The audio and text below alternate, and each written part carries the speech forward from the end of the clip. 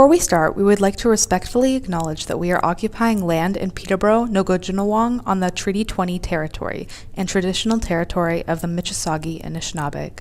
This land is associated with the Williams Treaty.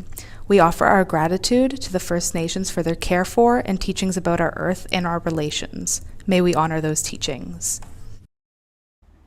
Hi everyone, this is your Champlain College ambassadors, Chloe, and you're listening to Chamily Drama, broadcasting through the facilities of CFFF Trent Radio at 92.7 FM in Peterborough, Nogojinawong, Canada.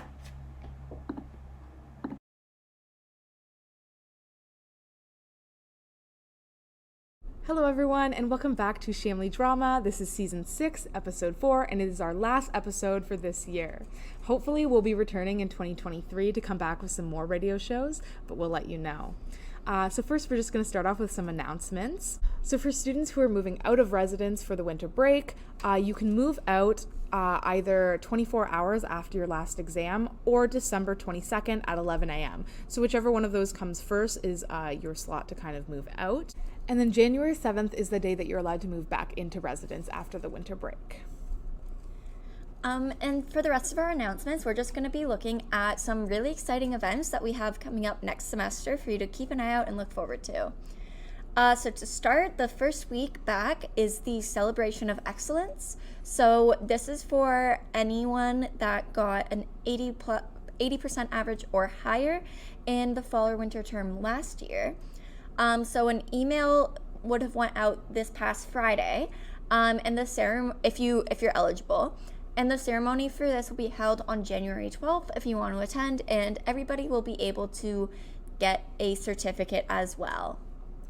Yeah, we're also going to be having our Bon Temps Winter Carnival coming up soon, which is also our Winter College weekend. So that's a super exciting event. It's one of Champlain's longest standing traditions that we have. So I do suggest, especially for any first years, do come out to this event. You're not going to want to miss it. And I always love every single year going to the Bon Temps ceremony.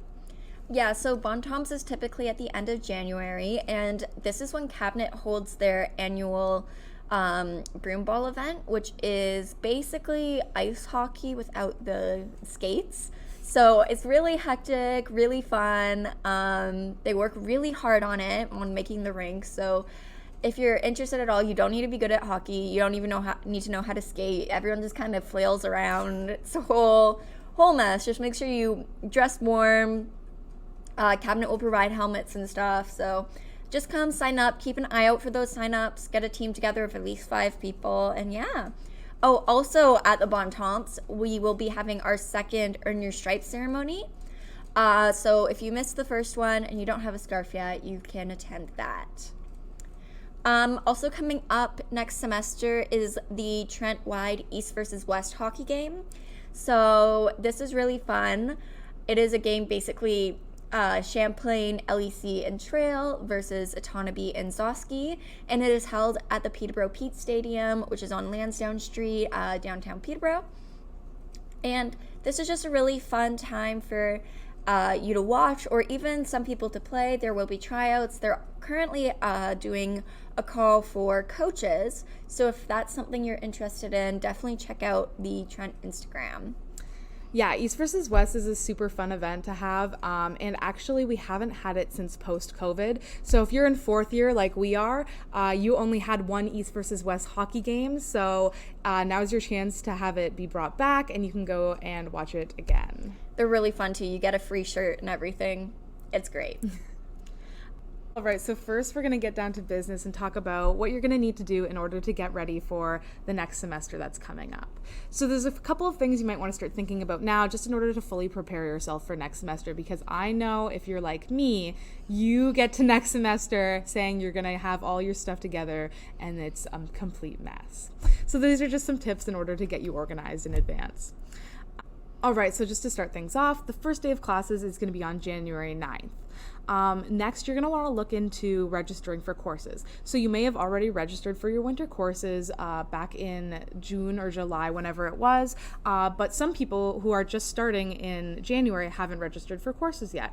So I would suggest taking a look at Academic Advising's website. They have a lot of great video tutorials there on how to go through the registration process, because as we all know, if anyone who has done it, it can be a little confusing, a little tedious. And then again, if you're ever having any troubles with registering for courses, you can always reach out to any college office, and college ambassadors just like us will be there, and we can walk you through the process and help you. As well, the deadline for payment for your tuition is for the winter term is January 6th. So make sure you get that in so you don't get charged with the late fee. As well, we just wanted to go over a couple tips on how to check to make sure you're on track for your degree so that you can change over your courses in time before the second semester starts. So first, a great way to do this is by booking an academic advising your skills appointment.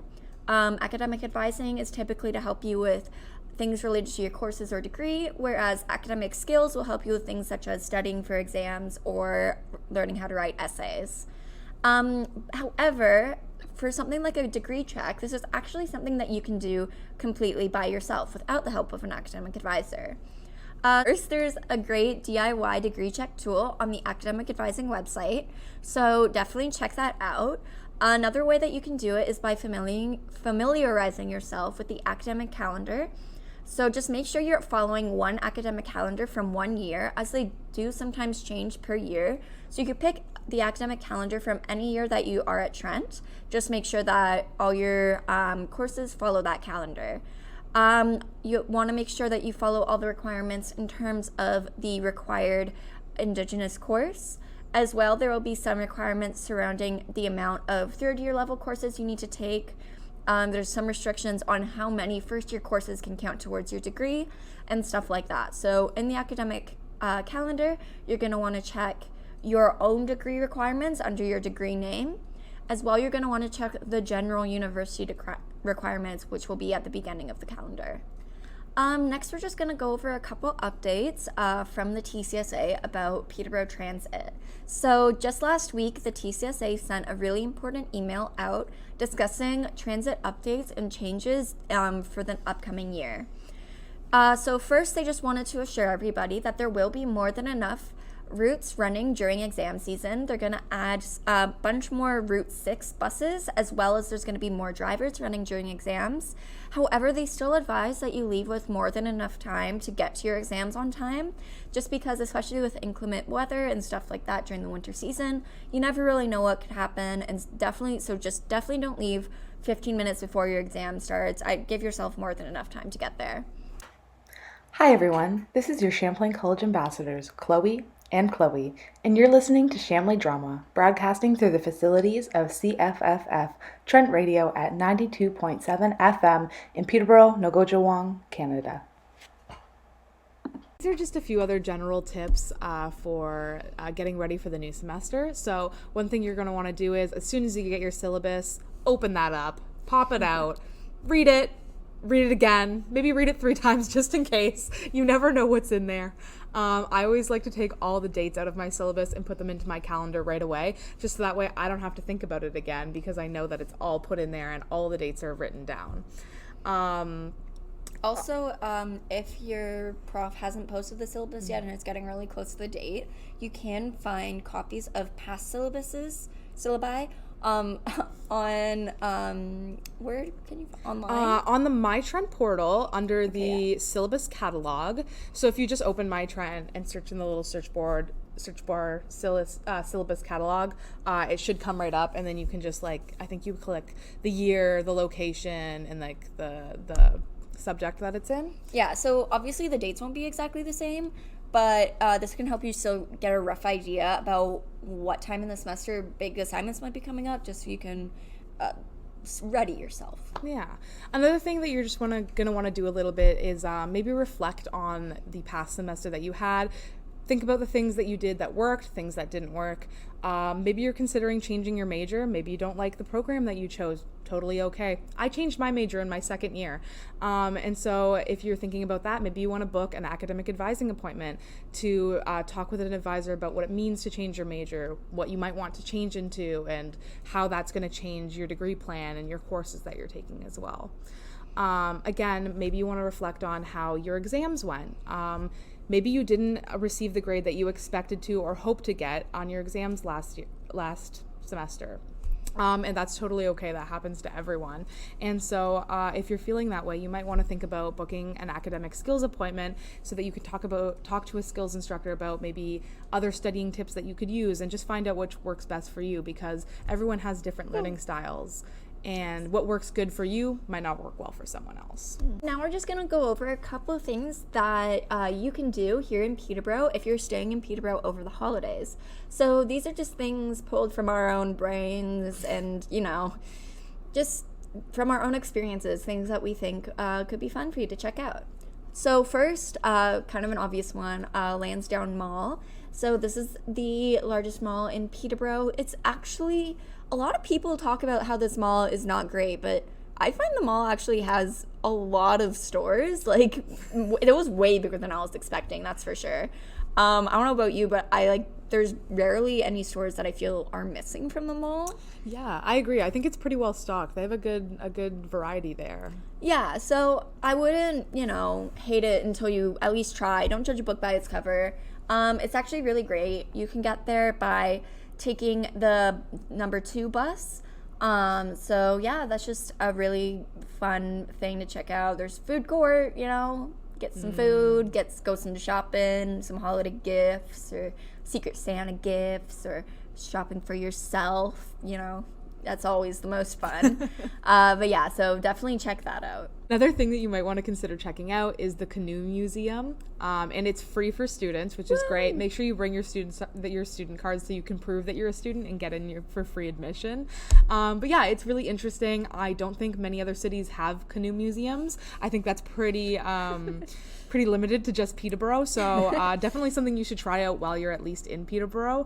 Yeah, it's pretty interesting. I know they have a lot of cool displays there, so yeah, it might be worth it. At least go so that you can say you've been to the Canoe Museum. That's not true. many people can say that. So another thing that's free in Peterborough is the zoo. However, during the winter, there's not really a lot of animals out, but you can still go for a little walk, see the reindeer. Yeah, I like to go and get a hot chocolate and walk around. Yeah, typically most animals are not out, but they do have some indoor exhibits that you can view through glass, which is kind of fun, and it is free, so might as well. As well, we would know from personal experience, there's a really great bowling alley just outside downtown Peterborough.